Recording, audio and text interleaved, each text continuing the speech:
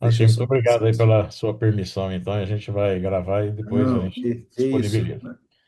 A Os outra Zines é um coisa que a gente cliente. vai fazer é te deixa a liberdade para você de você fazer uma apresentação e a gente faz perguntas depois, ou se você permite que a gente vá provocando você com perguntas durante a apresentação. Antes de mais nada, né, em nome aqui do Bradesco e do Caio, muito obrigado pela honra. Acho que assim, mais do que vocês agradecerem o nosso tempo é de vocês, vocês são clientes. E eu tenho uma segunda pessoa a apresentar aqui, que é a Aline. A Aline é Program Manager da área de inovação do banco, né, do InovaBrá, e ela está nesse projeto especificamente do Drex desde o começo dele, 200 anos atrás, né?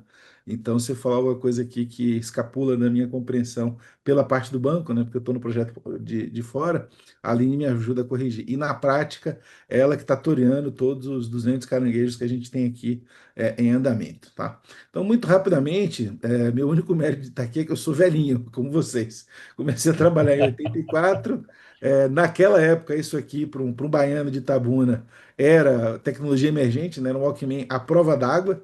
Então, vocês imaginam o sucesso que isso aí fazia, eu surfando lá nas praias da Bahia. Mas, na prática, a gente vai falar um pouquinho de alguns assuntos um tanto quanto indigestos e complexos, tá? E aí eu fiz algumas metáforas ao longo dos últimos 10 anos, que é o período que eu estou nessa carreira, e eu começo sempre explicando, dando uma perspectiva um pouco mais mercadológica, e depois a gente desce para o que é o projeto Drex. Então, na prática, o que a gente está vivenciando é que uma nova tecnologia, ela criou, de uma certa forma, uma nova classe de ativos, e essa classe é tão nova que ela não tem ainda enquadramento nem como moeda, nem como ativo financeiro, nem como valor mobiliário. Mais ou menos a gente consensua que isso é uma commodity digital, tá? Essa commodity, ela criou um novo mercado, que é o mercado dos prestadores de serviços, das exchanges e etc. E isso tem vindo gradativamente nos últimos 3 anos ao encontro do mercado financeiro tradicional, né? Então, esse ano especificamente, a gente está vendo grandes mudanças e grandes abalos sísmicos nesse mercado, ao ponto da gente ter tido semana passada toda uma regulamentação mais forte nos Estados Unidos, e se criou uma nova entidade dentro do mercado financeiro, que é o prestador de serviços de ativos virtuais, que é uma mistura de custodiante, exchange ou intermediador de pagamentos e emissor, né, desses ativos.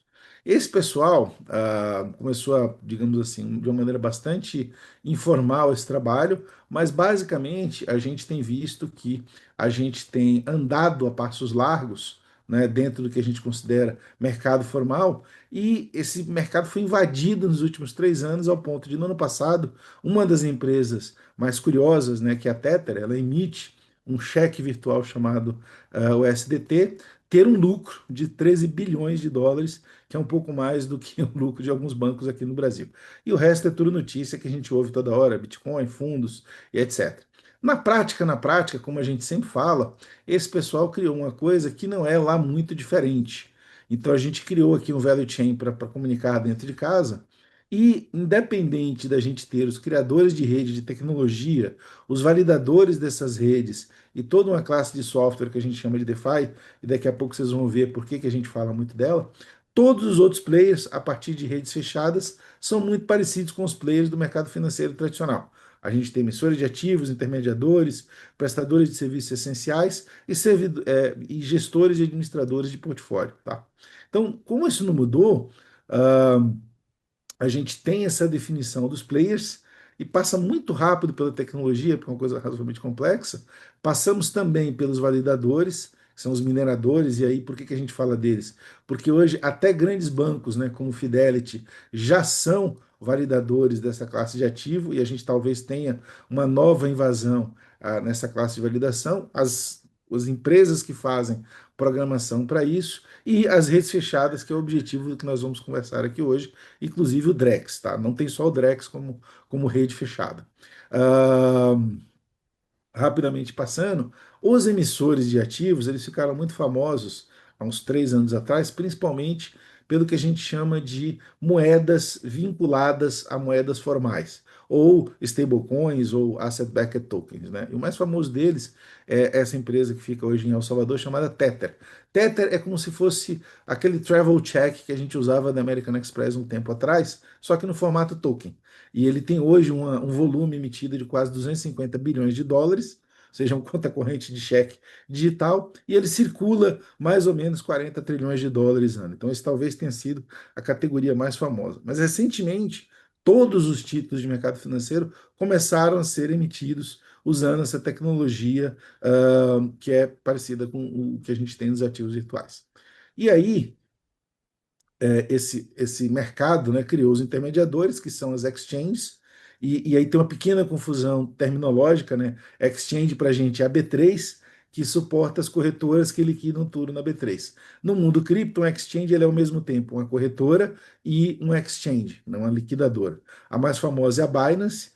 Binance hoje roda 60 triano, e é essa categoria que está sendo absorvida mundialmente pelo mercado financeiro. Na Europa já tem uma lei posta e válida a partir de janeiro. Nós estamos no processo de formalização disso aqui no Brasil. Existe uma lei que já diz que o regulador dessas entidades é o Banco Central e são elas que a gente chama de VASPs, tá?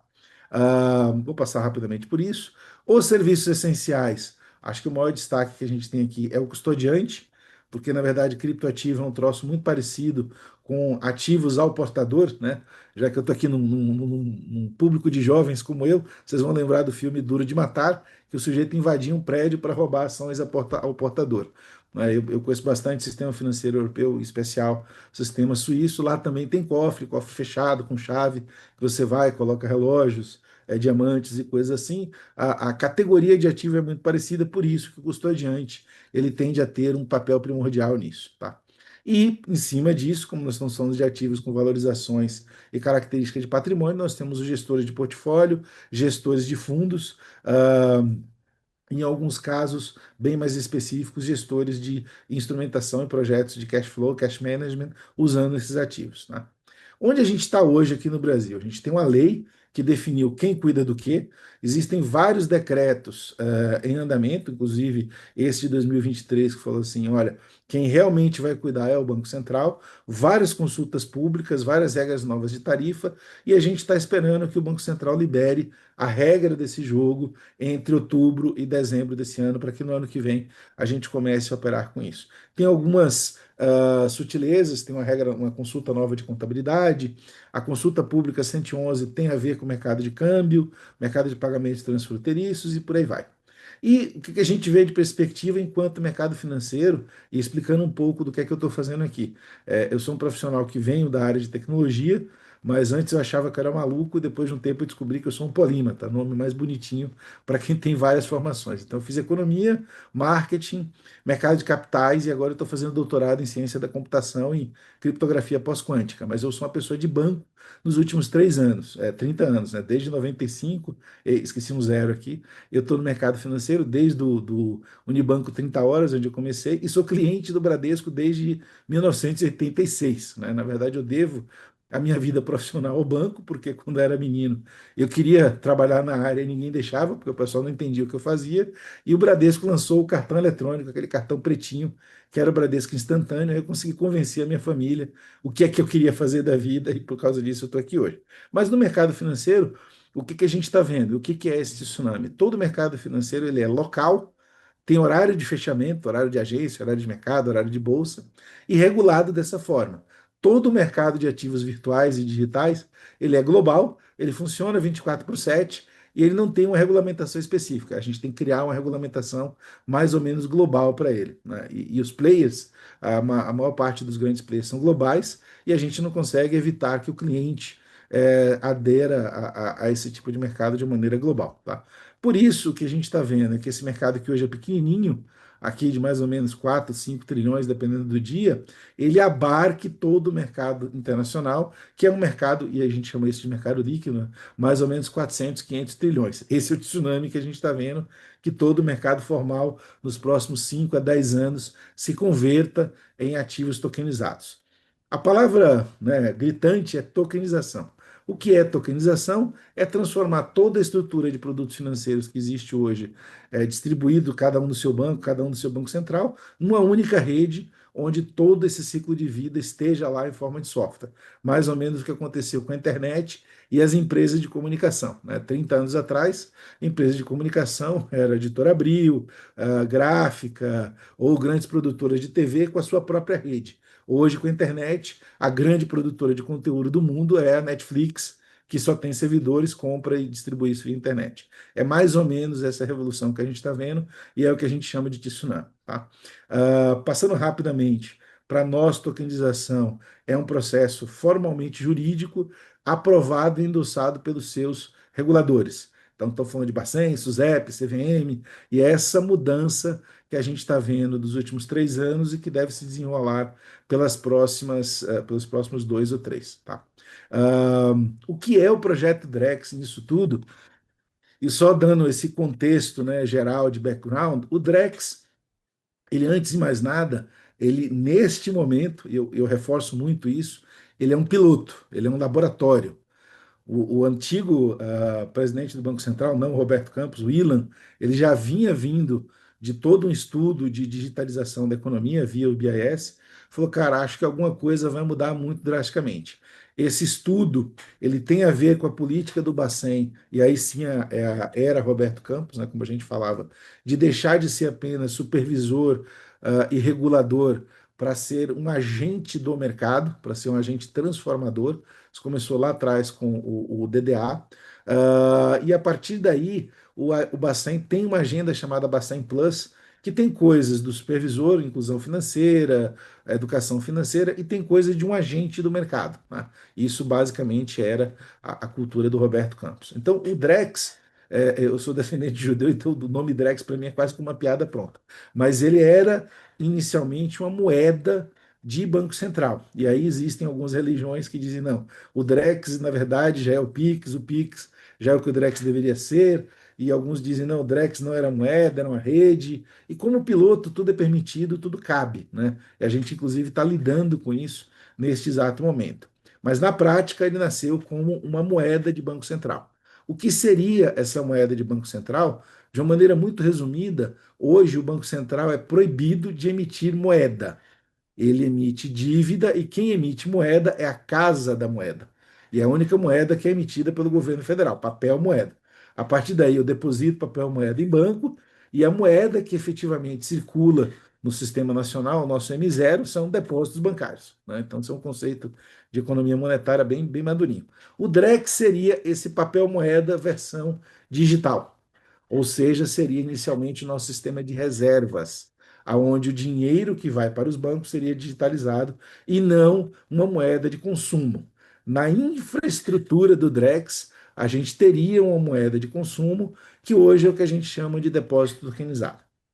Muito bem, como essa história começou? Isso começou em 2017. Né? Eu tinha uma empresa chamada Blockchain Academy, a gente treinou umas 500 pessoas lá no Banco Central, minha vida antes do banco. E aí, desde aquela época, foram feitos vários papers entre várias pessoas do grupo técnico, e em 2020, o grupo de trabalho do Banco Central, que era esse grupo de moedas, criou um projeto chamado LIFT, e aí nós e vários bancos começamos a fazer essas interfaces com isso. Em maio de 2021, o Banco Central falou assim: olha, eu vou levar isso muito a sério e vou publicar algumas coisas, algumas diretrizes. E por que 20, 21 e 2019? Porque em 2019, o Facebook anunciou para o mundo todo que ele criaria uma moeda digital chamada Libra. Isso foi um furdunço geral no sistema financeiro. Todos os bancos centrais ficaram assustados, todos proibiram, efetivamente, e a partir daí todos começaram a se mover muito mais agressivamente para ter essas moedas digitais. Em 2021, nós fizemos um projeto de inovação chamado LIFT, nós, o mercado, capitaneado pelo Banco Central, e nesse projeto a gente fez um primeiro esboço do que seria possível fazer de possibilidades. A gente fez uma debenture tokenizada e o Banco Central falou: olha, acho que a gente vai criar uma moeda que vai ter essas características. Até aqui, esse era um projeto bancos, sistema de inovação do banco e Banco Central, sem o Banco Central ter grandes investimentos no assunto. Esse momento é onde tinha essa tríade na cabeça do Roberto Santos, do Roberto Campos. Tinha o Pix, tinha todo o projeto de Open Finance, tinha uma nova lei cambial sendo estudada por causa de Global 24/7 e começou a nascer o projeto do Real Digital. Em agosto de 2020, quando essa coisa nasceu, o pessoal falou: olha, acho que a gente vai ter que fazer um consórcio, vamos ter que entender como é que o Banco Central vai pilotar isso, tem algumas questões do TCU, etc. E tudo isso veio andando de novembro de 21 até que em fevereiro de 23 foi publicado, né, as diretrizes do Banco Central que a gente ia fazer, como seria o piloto do Drex e quais seriam esses proponentes. Então, de fevereiro até março, o Banco Central falou assim: olha, eu escolhi a plataforma, eu sei o que eu quero testar, eu sei o que eu quero fazer e eu vou escolher os participantes deste mercado, né? Então, nesse meio tempo aqui, a gente já sabia o que a gente queria tratar e essas eram as diretrizes tecnológicas. A gente lá em 21 tinha uma moeda basicamente doméstica. Quando chegou em 23, ele falou: não, eu tenho uma moeda doméstica de varejo que eu vou levar ao cliente final e eu tenho uma moeda doméstica de atacado ou wholesale, como a gente fala, que eu vou tratar direto com os bancos, tá? E aí o Bacen travou naquela época que a moeda de varejo seria indireta, ou seja, os bancos emitiriam essas moedas e talvez no futuro esse uso doméstico pudesse ter o que a gente chama de conversibilidade internacional com outros projetos de CBDC do mundo. Então, o Drex, que nasceu como Real Digital, em fevereiro de 2023 tinha essa carinha, tá? Tudo bem até aqui, gente? Sim, não, talvez, espera aí. Muito bem. O Drex ele tinha uma inspiração no modelo cripto, que a gente chama de DeFi. E ele nasceu com esses dois objetivos aqui. Vou fazer o real digital e vou fazer o real tokenizado. Esse era o nome lá em 2023. O que a gente via de oportunidade? Reduzir o custo de transação, padronizar essa transação, criar alguns modelos de negócio novos. E a gente tinha como desafio a privacidade. Como é que eu faço isso de uma maneira descentralizada? Olha o paradoxo: moeda de banco central tem que ser executada descentralizada. E a interoperabilidade dessa rede nova com todos os serviços tradicionais, seja do SPB, seja os serviços tradicionais de cada um dos bancos, né? E como cereja do bolo, para não dizer que a gente estava só tratando de coisas impossíveis, existia a privacidade. Assim nasceu o projeto Real Digital em maio, junho de 2025. Naquela época, a gente tinha uma plataforma tecnológica, queria simular algumas transações.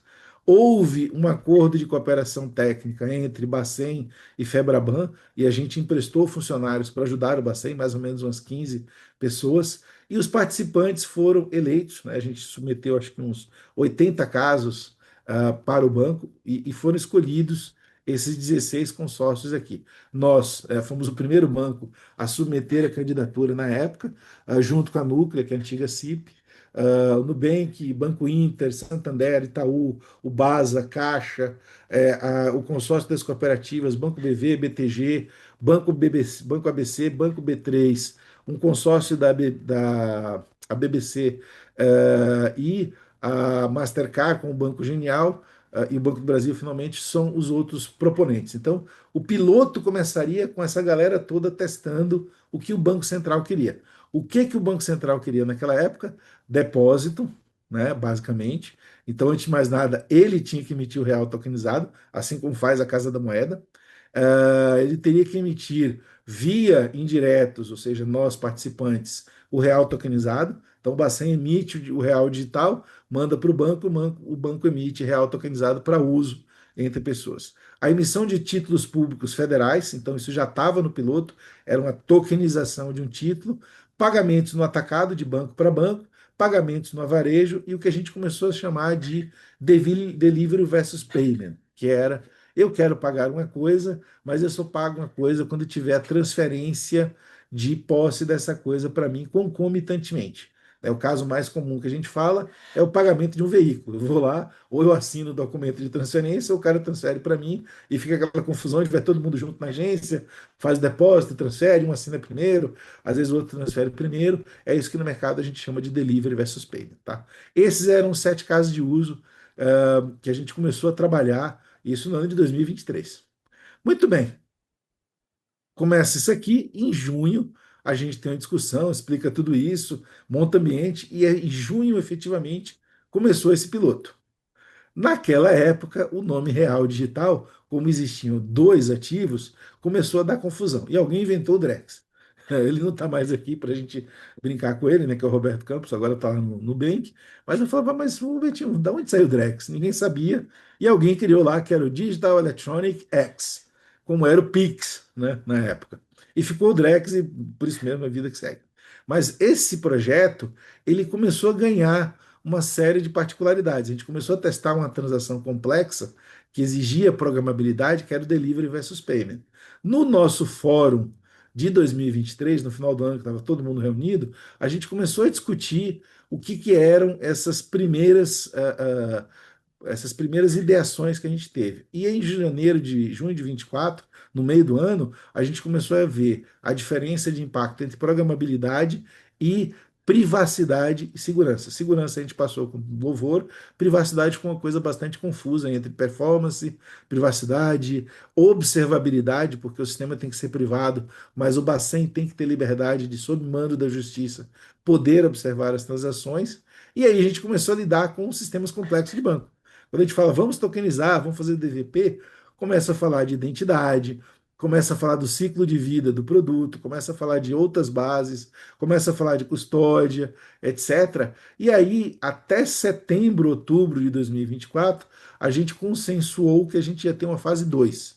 O que seria testado na fase 2? A gente continuaria testando principalmente a questão da privacidade, que não tinha sido resolvida, né, até aquele momento, mas projetos e casos de usos mais complexos. Então, em outubro do ano passado, a gente divulgou o que seriam esses casos de uso e quais seriam as metodologias. Então, a gente ia testar de novo, tudo foi testado na fase 1, com novos players em formato de consórcio. Então, se vocês olharem na fase 1, Bradesco só falava com Bradesco. Na fase 2, nós construímos, por exemplo, um crédito colateralizado em CDB, tá? Bradesco, Itaú, Banco do Brasil. Então, concorrentes estão se falando. Um outro consórcio que a gente está, que é a questão. É o Uh, 8 aí, é que esse slide foi antes da gente entrar. É o 8. É isso que eu ia falar. O slide que tem aqui, que é o 8, que é na questão de debêntures, a gente começou a falar de securitização e depois, né, os nossos colegas lá nos chamaram e falaram: vem para cá, porque isso aqui vai envolver todo mundo. Então, estamos nós, a B3, o BTG e o Santander. E aí vocês podem olhar que todos os consórcios têm vários players que são concorrentes. E é isso que a gente está entregando agora como resultado, agora em julho. Vão sair os relatórios de cada um desses consórcios. Em alguns casos, vão sair até 2 relatórios, né? A gente não sabe como o Bacen vai divulgar isso. Mas, principalmente, a grande mudança é que, já de olho em produtos tokenizados que são valor mobiliário, a CVM passou a ter participação ativa, né?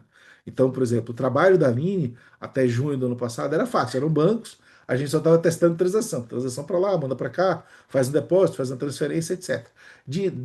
Dessa fase 2 para cá, ela ganhou uma complexidade assim absurda, porque são transações complexas, e a CVM olha e fala, mas como é que você vai fazer isso? Vou fazer desse jeito. Por quê? Cadê aquele player? Onde encaixa? Etc. Então a gente realmente entrou numa fase muito mais intensa de redesenho das regras de negócio do sistema financeiro. Tá? Existiria uma fase 2.2, que neste momento foi adiada. Por quê? Porque no meio do caminho entre a fase 1 e a fase 2 nós tivemos uma mudança de direção do Banco Central, e aí eles estão repensando uma série de coisas. E nesse caminho, agora em dezembro do ano passado, a gente divulgou o relatório de tudo que foi feito na fase 1, tá? Enquanto estamos executando a fase 2. As próximas fases agora para o final do mês, não vai adiar, né, Aline? A gente tentou até pedir um pouquinho a mais, mas inexorável. Dia 30 de julho, a gente vai ter o relatório da fase 2 com as descobertas, e o Bacen se comprometeu a divulgar o que seria uma fase 3, né, desse projeto, que nem nós sabemos direito ainda do que se trata. Então, em grandes linhas, o Drex ele tem uma proposta muito mais ampla neste momento do que ser só uma rede de ativos de moedas digitais. Ele tem uma proposta para atuar com ativos virtuais num novo modelo de negócio para o Brasil, que pode inclusive fazer interface com BRICS e com outras coisas lá fora. Tá?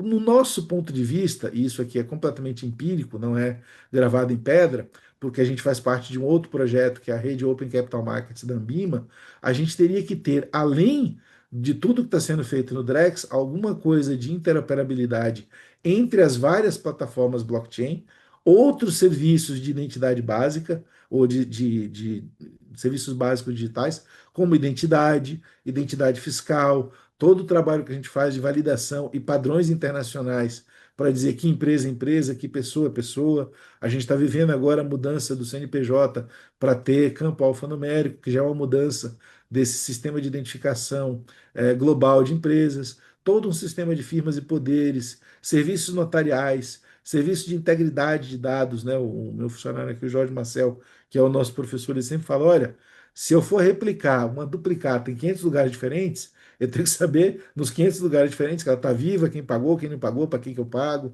Então tem todo um trabalho de integridade e tem o trabalho de reportes. Hoje a gente faz vários relatórios para o Banco Central enquanto banco. Essa estrutura teria que fazer o mesmo relatório, teria que fazer relatórios novos para quem? Para o Bacen, para o CVM, para a SUSEP, para a Polícia Federal, para a Receita Federal, como a gente já faz, e isso tudo integrado com todos os legados de todos os participantes do mercado, desde participantes novos, como as tokenizadoras, até participantes antigos, como os nós, as fintechs, as corretoras, os bancos e as seguradoras. Esse é o trabalho que a gente está vendo agora pela frente para construir essa rede. Somos só nós que estamos fazendo isso no mundo? Não. Temos isso na Europa, temos isso nos Estados Unidos, temos isso na Ásia, temos outros projetos independentes dos quais a gente participa, tem os projetos do BIS, e esse é o estado mais ou menos atual do mercado com que a gente está lidando. Então, de o que falar, eu tinha até aqui para falar para vocês, e acho que agora a gente tem bastante tempo para dúvidas, perguntas e questionamentos em relação ao que vocês queiram falar aí da vida. Muito obrigado, excelente apresentação. E eu falei, ufa, puxa vida, é muita informação, né? Como vocês viram, eu tenho um PDF aqui, eu me comprometo depois com o Caio, eu repasso o PDF, novamente não tem nenhuma informação privada aqui, é tudo informação pública, né? O Caio Agradeço, repassa aí para o relacionamento de vocês e facilmente chega a todos vocês. Isso, agradeço. perfeito. Bom, muitas perguntas que eu tinha, você já respondeu na apresentação. Eu acho que uma das as perguntas que eu tinha era se, como é que seria o lastro disso na emissão. Já respondeu que são os depósitos, né? Sim, Ah, o lastro é 100% outra depósito pergunta é se real. era só banco ou as fintechs também participariam. Já vi que as fintechs também participam, né? E a pergunta se você é DLT, você também já respondeu. Acho que elas vão ter esse caráter de notário, né? Vão ter, de alguma Isso. forma, documentar isso como posse, né? E deixa eu ver aqui mais perguntas, que você foi respondendo tudo já aqui, para mim, né? Uhum. E, a, agora, com relação ao valor, quer dizer, o real vale o real, porque o real digital vale mesmo que o real. E ele Exatamente. não vai eliminar o papel, ele vai ser uma estrutura complementar, né? É isso? Isso. Na teoria, primeiro, um real Aham. digital vale um real. Há uma pequena controvérsia que economistas monetaristas como eu sempre damos uma esperneada. O real do Bradesco é um real que tem sistema fracionado. Meu depósito, ele não vale exatamente um real, né, por causa de toda a Aham. complexidade que a gente tem no sistema aqui. Mas para todos os efeitos, e novamente lembrando que isso hoje é um piloto, quando for feito normativo legal, isso será equivalente a um real, porque é como funciona hoje a economia. Tanto faz um Aham. real que está no Itaú, tanto faz um real em papel, como faz um real que está no que a gente chama de Nerobank, que é uma instituição de pagamento, tá? Então, se Mas, vocês perguntarem para o meu mestre lá, Gustavo Henrique, não, veja bem, o real do Bradesco não é um real, tal, até porque ele é pai da criança, né? Mas é uma mas, discussão mais religiosa dos monetaristas versus o sistema fracionário. Para todos os efeitos legais, não, práticos e transacionais, é um real. quer dizer, não vai se descolar como tem uma Bitcoin ou Não, não, um não. processo diferente, Até como um porque o blockchain, né? garantidor dele é o Banco Central. E o Então, Banco Central e o depósito está lá do real, né? Entendi. exatamente. Excelente. Gente, vou deixar aí aqui O os senhor demais Muramoto está menos com a mão ansiosos. levantada. Boa tarde, Carmen. Obrigado pela apresentação. Minha pergunta vai no sentido, quando isso tudo evoluir, né, muda o sistema financeiro mundial baseado no dólar? Essa é uma pergunta extremamente filosófica para uma quarta-feira, 3 horas da tarde, que eu não bebi ainda, né? Só vou tomar vinho mais tarde. Do alto da minha arrogância enquanto cientista, eu vou dizer não sei. Hoje, a questão do padrão dólar, e novamente uma discussão mais do que religiosa, ela entra num ciclo que está encerrando cento e poucos anos do fim do padrão Libra, né? E ainda tem saudosistas que dizem que o padrão Libra não acabou, ele só diminuiu de tamanho e de impacto, né? E que, na verdade, a gente criou um padrão ogiva nuclear e não um padrão dólar. Mas eu diria assim, a gente pode marcar uma segunda reunião com o Honorato, que é o economista-chefe do banco, um jovem brilhante, assim, uma pessoa fantástica para ter essas discussões. O Honorato já viu várias discussões de CBDC, já teve em vários fóruns lá em Davos, em Geneve, na Suíça, onde é a sede do BAS, discutindo essas coisas, e ele está bem mais qualificado do que eu para dizer por isso. Do ponto de vista aqui, muito humilde, né, de economista operacional, como eu chamo, que estou aqui fazendo encanamento do sistema financeiro, o sistema financeiro vai mudar por uma questão muito simples. Tudo vai passar a ser 24/7 e tudo vai passar a ser global. A gente não vai ter um sistema segmentado como a gente tem hoje. Essa é a mudança que eu posso falar sem sombra de dúvida que vai acontecer, porque como eu sou velhinho, eu vi acontecer a mesma coisa com a internet. Essa mesma discussão eu tive com o seu finado doutor Roberto Marinho sobre, peraí, mas aí a Rede Globo agora vai ser global? Eu falei, vai, doutor Roberto. E by the way, o senhor vai ter aqui uma Rede Globo lá da Alemanha, outra do Japão, que vão vir aqui transmitir para o brasileiro. Não, mas não pode. Eu falei, não, a internet é mais aberta, né? E também, infelizmente, né, para mim um caso mais triste, eu tive a mesma conversa com o Sr. Hertz, né, que é um outro grande alicerce da minha vida, é biblioteca, eu tenho um livro para tudo quanto é lado, e obviamente para todo nerd, minha vida começou com a Livraria Cultura. E a gente falava, olha, Sr. Hertz, o senhor tem que dar um jeito de reinventar o seu negócio físico, porque livro não vai ser mais transporte físico, estoque, loja, né, tem o Kindle, tem toda uma forma de consumir conteúdo mais digital, mais multimídia e etc. E o que sobrou da Livraria Cultura hoje é o investimento do Pedro, que é o filho dele, que é uma casa aqui em São Paulo, que fica em Higienópolis, e é muito mais para a gente ir lá tomar café e sentir saudade da antiga Livraria Cultura. Entendi. Tá claro. Obrigado. Eu Sr. queria Carlos fazer uma Coelho. pergunta. A minha pergunta, Courtney, e obrigado por tudo, é bem prosaica. Eu não vou falar as bases pelas quais vou fazer, mas vocês vão saber. Isso abre uma possibilidade de um controle maior do governo sobre as transações e, com isso, poder aumentar mais impostos? Ah, eu vou responder a primeira parte de uma maneira bem mais tranquila.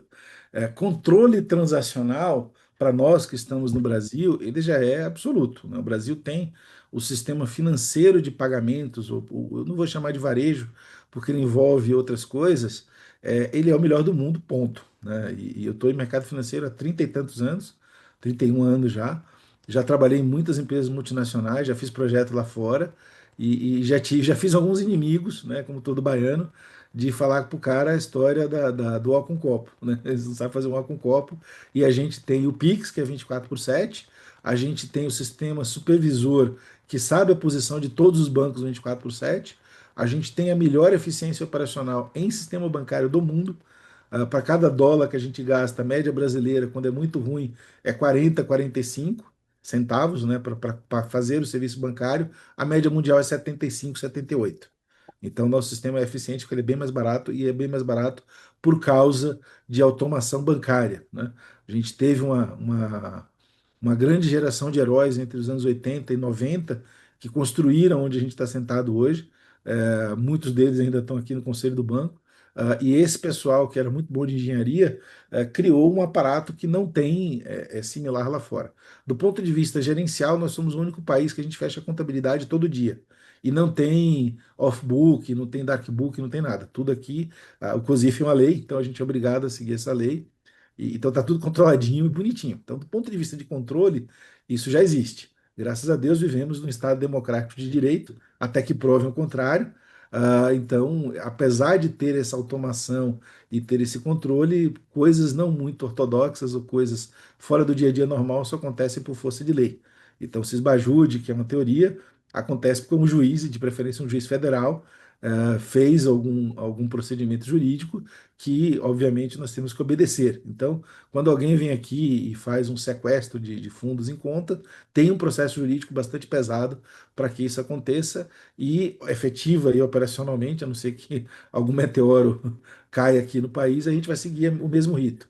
Então, o sistema ele é diferente, ele vai ser 24/7, ele provavelmente tende a ter interfaces globais, mas do ponto de vista de controle, ele segue o mesmo rito atual brasileiro.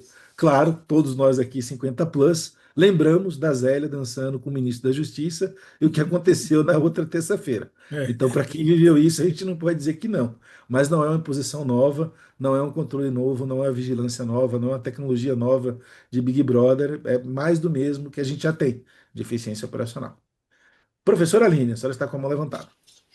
Só para complementar a resposta, até dando exemplo prático, né, por estar lá na cozinha da execução desses projetos. O Kirchner mostrou na apresentação dele, né, os 13 temas que foram aprofundados agora na fase 2, os 2 que nós estamos aqui, e o próprio Banco Central, ele pediu que a gente, apesar de ser bem tecnológica, né, a experimentação, mas tinha uma pegada de negócio também bem presente. Então, nós pedimos ajuda pessoal de compliance, de jurídico, para entender essa tecnologia, essa nova forma de transacionar esses ativos com o ciclo de vida deles no Drex, quais impactos que eles teriam na regulação, seria necessário fazer algum tipo de ajuste. Então, dentro desses relatórios de conclusão, a gente vai ter uma análise desse nosso time de compliance e de jurídico, justamente para garantir essa continuidade ao arcabouço regulatório atual, legislações, etc., como o Kirchner falou. E se a gente identificou que existe alguma oportunidade de melhoria, a gente também poderia sinalizar. Então, dentro desse laboratório, é a parte tecnológica, mas a parte de negócio e regulatório também está presente, né? Então, só para complementar um pouco. Exatamente. E mais do que isso, aí vem a segunda pergunta, que é um pouco mais dolorosa. Vai facilitar o pagamento de impostos? E eu vou voltar à primeira resposta, né? Eu acho que sim, e não tem nada a ver com Drex, nem com Pix, nem com nada. Nosso sistema é online. O sistema online, ele facilita muita coisa, de uma maneira digital, e a digitalização, ela literalmente facilita controles digitais efetivos. Existe um projeto, né, em andamento, lei e maneira operacional, chamado Split Payment, que já prevê essa questão de recolhimento de impostos de uma maneira semi-automática. Novamente falando do meu mestre lá, o Miguel Burrá, ele é revoltado com a maneira como hoje a gente recolhe impostos, ou seja, a gente paga antes de ter, em muitos casos, muitos meses antes de ter a receita, né? O imposto ele é devido ex ante, né? Porque o imposto é governamental, é imposto literalmente, e o recebimento, né, das nossas dívidas é livre negociação. Então tem um descasamento aí. E o split payment visa, a princípio, evitar esse descasamento, e eu faria o recolhimento de imposto quando do recebimento da receita do imposto devido. Esse é um projeto que tem uma lei em algum canto, está sendo estudada a implementação disso, que não tem nada a ver nem com Drex, nem com Pix, nem com o que a gente está falando, mas acontecerá nos próximos 10 anos. Acho que somando aí ao tema dos impostos, vem taxas, né? Porque hoje nós somos eficientes, né, no custo, etc., do bancário, mas nós cobramos taxas, e taxas altíssimas, né? Então, quer dizer, a cada transação paga-se taxa. Quer dizer, hoje no Pix nós não temos isso para a maioria dos indivíduos. Como é que seria no caso do Drex? Novamente, livre mercado. E sentado aqui inclusive de garoto Bradesco, com a camisa vermelha aqui, eu diria que taxas é uma derivada da segurança e da eficiência. A gente tem taxas menores nos Estados Unidos, mas os bancos lá quebram, e a gente tem depósitos que levam 7 a 8 dias para chegar lá. Enquanto que aqui do outro lado a gente já tinha TED Doc instantâneo há um tempo. Ah, Existe um coeficiente entre taxas e eficiência operacional digital, e vocês, como empresa de tecnologia, a gente precisa pagar algumas contas para Siemens, precisamos dessas taxas. A segunda derivada é que o sistema financeiro brasileiro, enquanto sistema bancário, apesar de ser o mais eficiente, é o mais duro enquanto ambiente competitivo. Nós temos um sócio que nos cobra impostos muito altos, né, que é o próprio governo, e a gente tem um mecanismo de desliquidez, né, palavra esquisita, mas neologismo baiano, chamado compulsório. O compulsório, aí tem vários estudos da Febraban que mostram que o nosso custo de crédito especificamente tem mais a ver com compulsório e gestão de liquidez bancária e impostos que a gente paga do que com as taxas que a gente cobra, né? Então, o banco em qualquer lugar do mundo é um excelente negócio, não podemos nos queixar da nossa saúde financeira, mas o custo de repasse de serviços ao consumidor final, nós não somos o principal culpado, não. Obrigado pela apresentação, muito boa. Eu tenho uma dúvida, eu não sei se eu entendi direito. Assim, tudo isso estamos falando de ambiente digital, quer dizer, um ambiente tecnológico. Existem pessoas que não estão inseridas nesse nosso ambiente. Pode ser mais humildes ou não, pode ser pessoas com dinheiro e não tem uma conta bancária, acho difícil isso. Solução para quem não está inserido digitalmente ou no ambiente bancário. Isso deve estar, novamente, a gente não sabe ainda, eu não tive nenhuma conversa, com ninguém do Banco Central sobre esse assunto, mas isso deve estar nas discussões do Drex fase 3. Porque, além dessa questão da digitalização, existe a questão do movimento offline, tá? A gente conversou muito ao longo dos últimos 4 anos, sobre como seriam pagamentos digitais sem a percepção, e hoje isso é feito com essa coisinha aqui, que eu não sei se eu vou conseguir deixar claro. Tem um cartãozinho aqui, na verdade, e esse cartão, ele é uma wallet digital também. É um cartão da Visa, como outro qualquer, e aqui aceita a parte cartão de crédito como a gente conhece hoje, quanto a parte criptoativo, tá? Isso aqui é um cartão do banco, enfim. E é assim que a gente vai resolver temporariamente a questão de quem não tem um celular ou que não é digitalizado, efetivamente, como a gente vai resolver pagamentos offline. De qualquer forma, seria uma mudança cultural também, então, né? A primeira mudança, eu diria que, mais uma vez, a gente foi favorecido pelo histórico inovador do Brasil, que era a questão de QR Code. Então, hoje, se a gente olhar o que seria o precursor para sistemas de cripto no Brasil, é que os sistemas de cripto usavam QR Code, não usavam cartão, não usavam outras coisas. O Pix educou esse mercado nos últimos anos. Então, todo mundo hoje já está acostumado, a apontar o celular para algum canto, né? Mendigo tá na rua, ou digitar É um número verdade. X lá de celular e etc. E é impressionante porque há 10 anos atrás eu tive na Ásia, vendo como funcionavam as coisas na China especificamente, e falava, caramba, aqui tem QR Code de tudo quanto é canto, né? Então, pô, quando é que você vai chegar no Brasil? Levou 2 anos a migração. Até você ter a aculturação, desde as classes mais baixas, menos favorecidas, até a gente ter uma adoção em massa. E também tem uma segunda coisa que o Pix nos ajudou, que é a questão da fricção, como a gente fala muito em serviço bancário, né? Tem os libertários machistas, poxa, mas o banco não pode dizer que horas que eu posso sacar o meu dinheiro, eu tenho que sacar 24 horas por 7, ele não pode segurar o meu dinheiro. Claro, até que um assaltante aparece na sua porta às 11 horas da noite, põe um revólver na cara do seu filho e fala, olha, eu quero todo o seu dinheiro sacado e transferido aqui para minha conta. Então a gente devolveu fricção.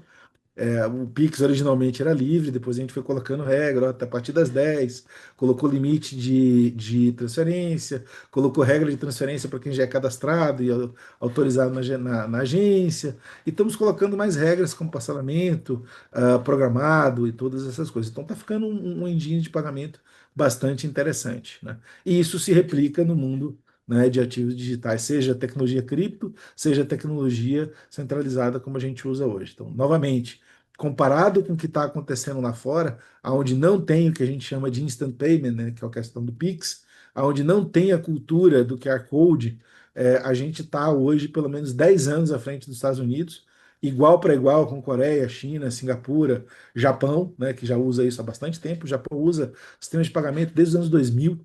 Eu tive no Japão na época que eu estava na Telefônica em 2000 e a operadora lá, que era a Docomo, ela não tinha maquininha, ela tinha celular. O celular, na época, já era instrumento de pagamento, você já pagava ticket do cartão, um monte de coisa usando só o celular, né? Isso só se espalhou e virou a nossa cultura hoje. O celular basicamente é nosso clone da nossa alma, faz tudo. Ok, obrigado. Muito bem. Na parte de governança, quer dizer, eu entendi que o Banco Central é que vai definir as regras e a incumbência dele é essa, né? Neste Agora, momento, eu diria que sim, mas a gente está em piloto. Hoje, aham, por exemplo, no sistema Open Finance, começou como imposição do Bacen, existe um consórcio separado, tem uma governança onde todas as entidades do sistema financeiro participam. A gente está revendo algumas regras que foram criadas, né, novamente no modelo inicial, refinando a operação agora, e a gente não tem isso claro porque, primeiro, precisamos do regramento da lei, e segundo, amadurecer a tecnologia e decidir o que a gente está fazendo. A gente ainda está na fase muito laboratorial. Eu acho que o uhum. Marcos está querendo fazer uma pergunta aqui pelo chat. A- Muito bem. Primeiro, parabéns pelos esclarecimentos. Eu acho um pouco árido esse tema todo de financeiro e de tecnologia, muito profundo, de uma profunda especialização, mas acho que foi possível trazer uma certa visão, uma certa claridade para nós que somos leigos, né? Eu acho que todas as perguntas importantes foram feitas. Eu só quero voltar ao tema da quando em uma determinada fase for aberto ao uso público de forma geral, né? A minha questão é o seguinte: o país está suficientemente incluso digitalmente as pessoas para poder manipular isso, ou será ainda Olha, uma, Marcos, eu uma vou dizer o seguinte: eu estou em tecnologia já há bastante tempo e eu comecei pela porta dos fundos, né? Eu sempre brinco. Itabuna, Bahia, tirando Cacau, Gabriela e Jorge Amado, não tinha nada. Então, não tinha livro. Eu ligava aqui, o pessoal da cultura mandava fax dos índices de livro para a gente começar a estudar e etc. Hoje, eu tenho três filhos pequenos, a educação dos meus filhos é quase que 100% digital. Eles têm 290 mil aplicativos, fazem um monte de coisa aqui dentro. Eu tento induzi-los a ler livros, mas ainda não consegui fazer eles adquirirem esse hábito tão, tão prosaico da antiga Pérsia, mas estou tentando aqui, né? Pelo menos livro aos montes eles têm. Mas existe um abismo. Nós não vivemos num país nem perto, né, de ser homogêneo e é abismo mesmo. O Bradesco hoje, um dos orgulhos que a gente tem na casa é educar quase 40 milhões de clientes através da Fundação Bradesco, que é uma escola que não deve nada à escola de primeiro mundo.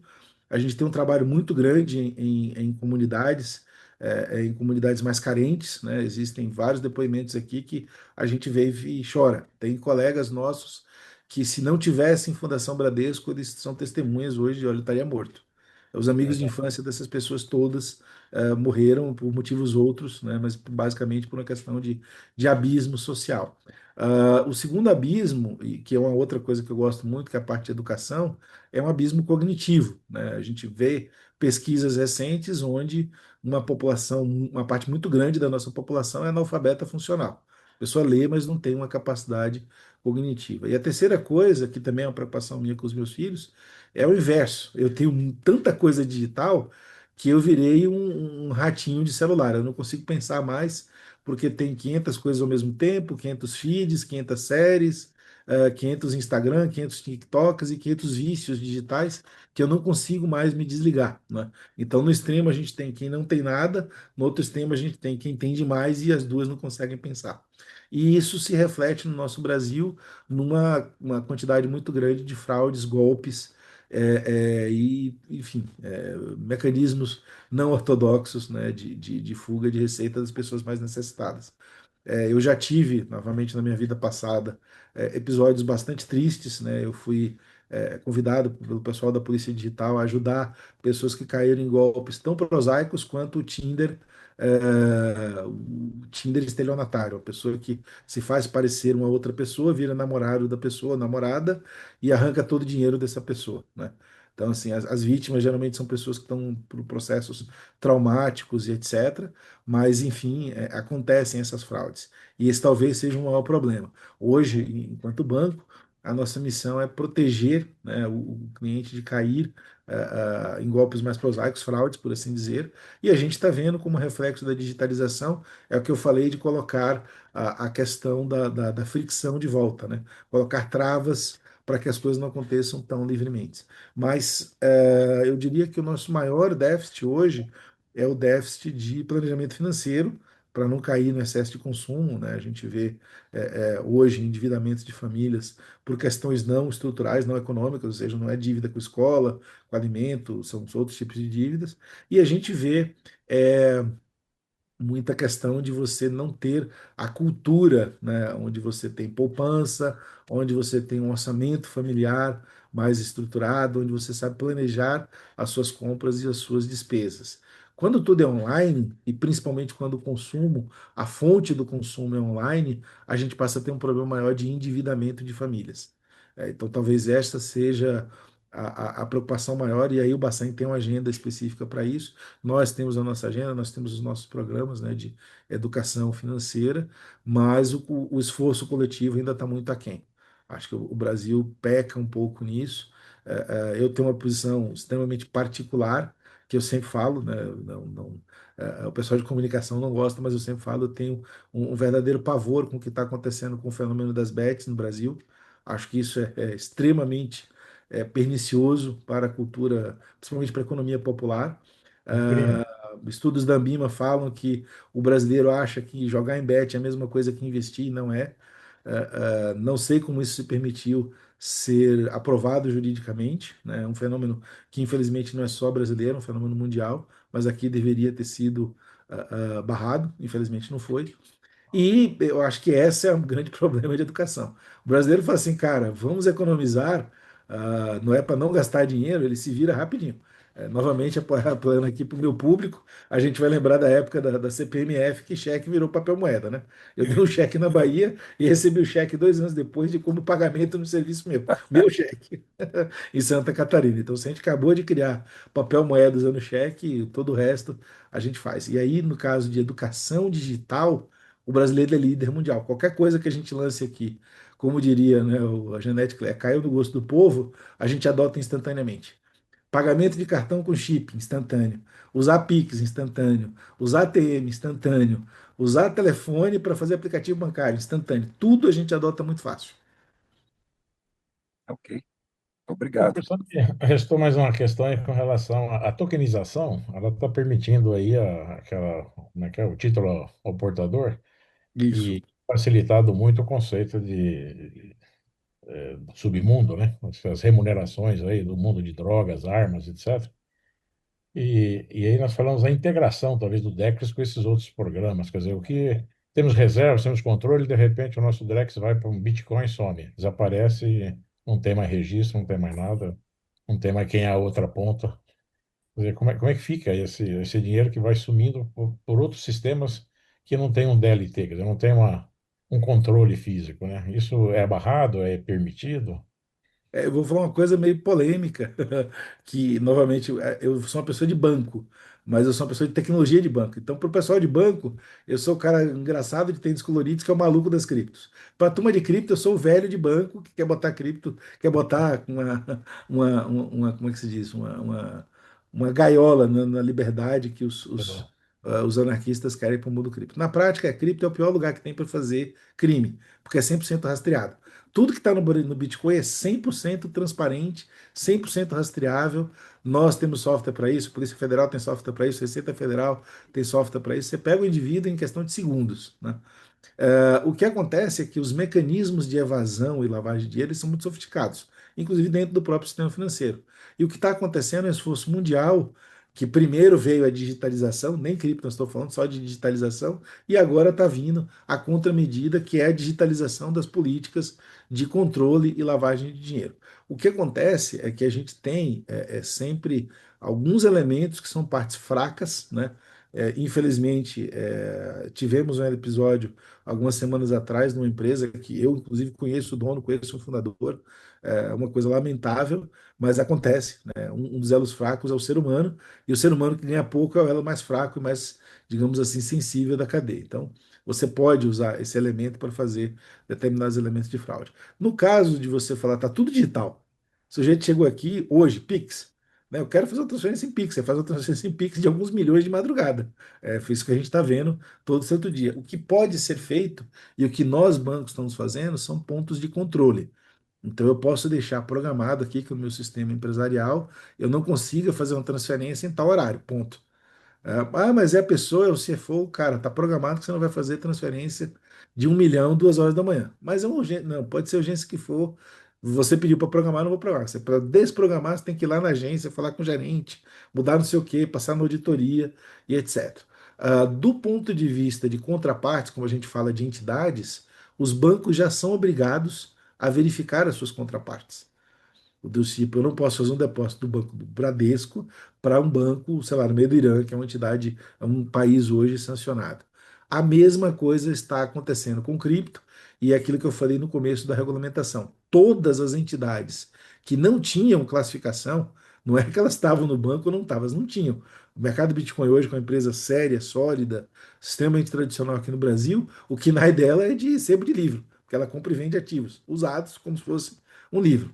Esse pessoal, a partir desse ano, passa a ser entidade regulada pelo Banco Central do Brasil, sobre as mesmas regras de lavagem, sobre as mesmas regras de procedimento, sobre as mesmas regras de controles, sobre as mesmas regras e procedimentos de compliance relacionadas a isso. Então, qualquer transferência vai ser monitorada. O que é vírgula? Uma vez que vai para cripto, o sistema de transferência não está sob controle de ninguém.